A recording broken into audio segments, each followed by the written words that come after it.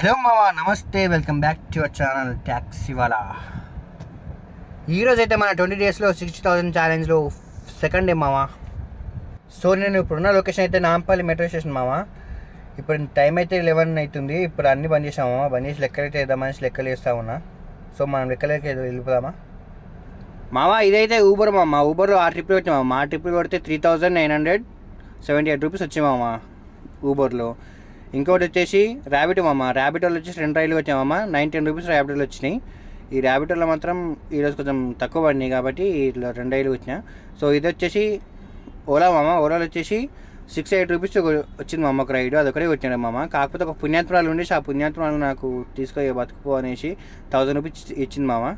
ఆమె నిజంగానే పుణ్యాత్మరాలు. అయితే మనం లెక్కలకి వెళ్తే మామ, ఈరోజు ఊబర్లో వచ్చేసి 3,978 రూపీస్ ప్లేస్, ఓలాలో వచ్చేసి 1000 రూపీస్ ప్లేస్, ర్యాబిటోలో వచ్చేసి 910 రూపీస్ ప్లేస్, అండ్ ఇంకొకటి 500 రూపీస్ మామ. ఇది పర్సనల్గా వేరే దిక్కుపోయినా. సో మొత్తం టోటల్ వచ్చేసి 6,388 రూపీస్ మామ.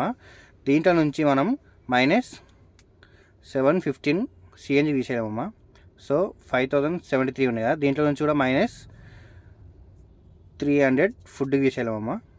సిఎన్జికి ఫుడ్కి తీసేయంగా మిగిలిన మొత్తం కలిపి 5,373 రూపీస్ మామ. ఈరోజు మన ప్రాఫిట్ వచ్చేసి 5,373 రూపీస్ మామ.